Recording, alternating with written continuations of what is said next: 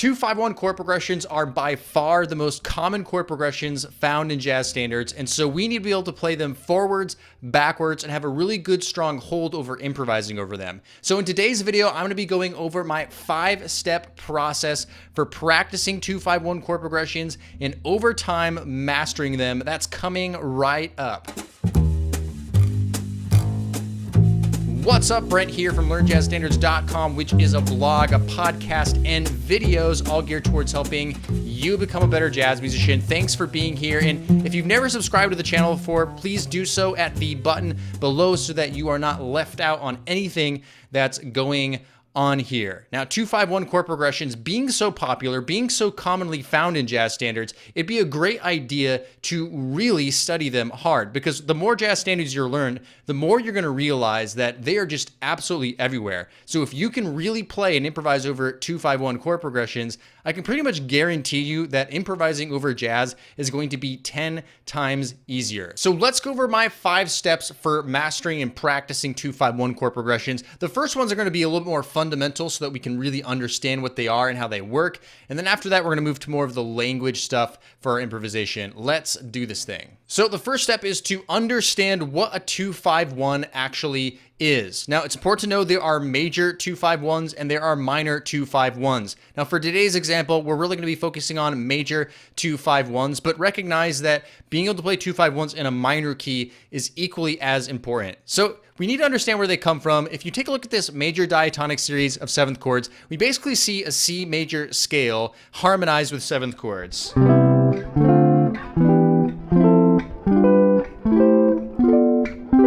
Right? And underneath each one of those, you see Roman numerals, and the lowercase Roman numerals represent minor chords, and the uppercase Roman numerals represent major and dominant 7th chords. So when we take a look at this, we realize that a 2-5-1 in the key of concert C is D minor 7, G7, and then C major 7. So it's important that you know where this comes from and how harmony works in general, because if you don't understand that, all of this is just going to sound like rocket science to you. So, okay, now that we got that out of the way, let's move on to step number 2. Step number 2 is to connect chord tones together with voice leading. Now, I always start with chord tones whenever I talk about improvisation, because the chord tones are really what I consider the springboard, the starting place for all improvisation. Not scales, not any chord scale theory, but chord tones. If we can understand the quality of those chords and how they can connect together, we are going to be in good shape. So if we take a look at this 2-5-1 chord progression in the key of concert C major, we realize that the chord tones for D minor are D, F, A, and C. And then for G7, it would be G, B, D, and F. And then for C major 7, it's C, E, G, and B. But the next step is to voice lead them together, because ultimately we need to be able to connect these together. So you could do a little exercise like this. Now, all I did there was I simply used this concept called voice leading, which means connecting to the nearest chord tone from one chord to the other in order to connect them together. So that was the D minor 7 ascending, but we landed on the flat 7. Now, the nearest chord tone to the G7 is going to be the third of the G7, just a half step down from where we're at now. Now we're going to go down the G7 arpeggio, the chord tones. Okay, we just landed on the 5th of G7, and the closest chord tone to the C major 7 that I'm going to pick in this case is going to be the root. So that's...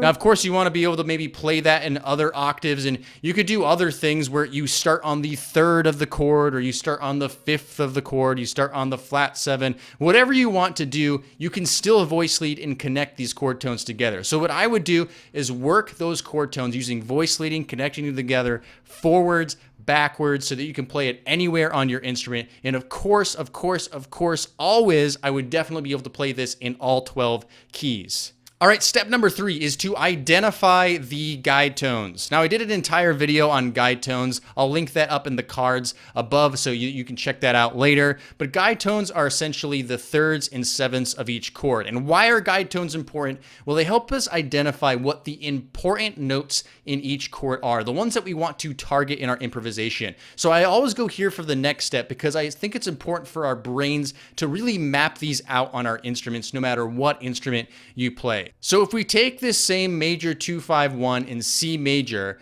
we can go ahead and identify the guide tones. So of D minor 7, we have the 3rd and the 7th. And now let's voice lead that together with the 3rd and the 7th of G7, and then the 3rd and the 7th of C major 7. So I'm using the guide tones and I'm connecting them together.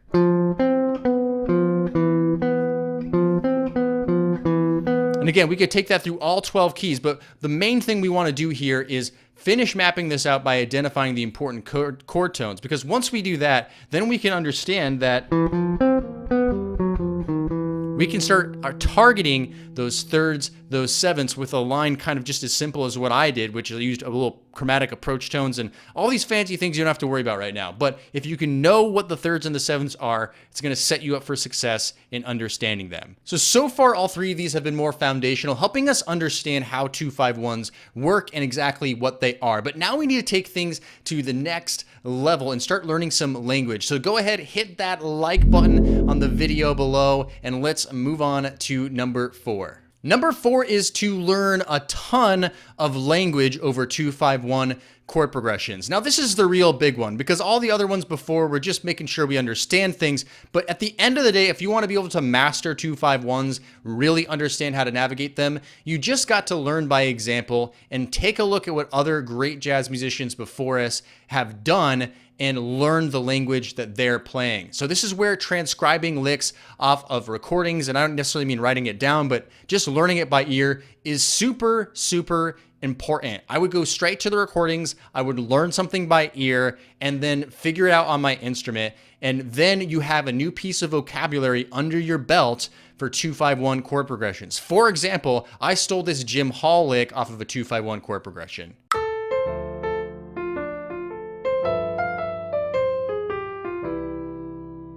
Now, this is a fantastic lick because it really outlines all the chord changes. It's really beautiful. And even though it's isolated, it's not necessarily in context, it really helps give me some ideas for stuff I can start playing. So the idea is to learn as many different pieces of language as you can over this, but it really doesn't stop there. In my opinion, we need to be taking these into all 12 keys. Now, the reason we take licks into all 12 keys is because it's going to not only help us understand how to navigate our instrument better, we need to be able to play 2-5-1 progressions in all keys because they are going to come up in a multitude of different keys in jazz standards. And not only that, just like learning any language, the more that we repeat something over and over and over again, the more it gets stuck up here and the more that it will come out in our subconscious mind. It'll become second nature to us. And it's not to say that we want to be able to play these licks verbatim as we go through a live playing situation, but we'll have those sounds in our ears and you'll be surprised how you'll be able to latch onto things and create your own jazz language for yourself. All right, so my last step, number 5, is to learn jazz standards and identify 2-5-1s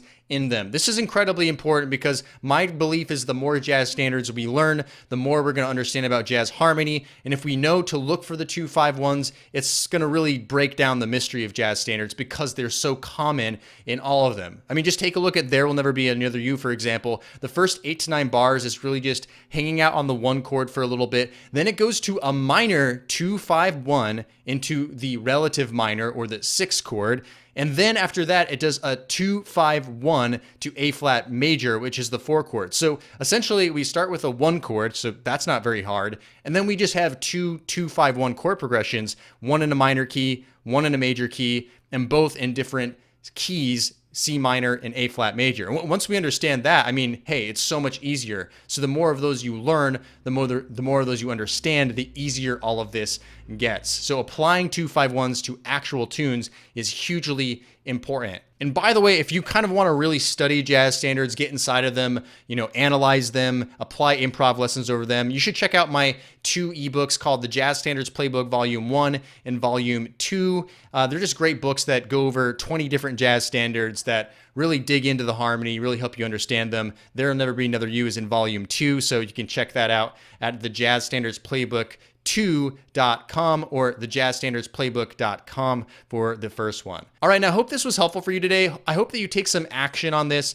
and you actually go through with some of the steps that I mentioned today. And hey, by the way, if you have any opinions of how to practice 2-5-1s or would like to share how you practice 2-5-1s, go ahead and leave that in the comments below. I want to fill up the comments with as many different ideas for learning jazz language over 2-5-1s as we can possibly get. So feel free to go down and do that below. That's all for this video. Thanks for hanging out with me today. Hit that like button. Make sure you share this with someone if you think it's going to be helpful, and I'll see you in the next video.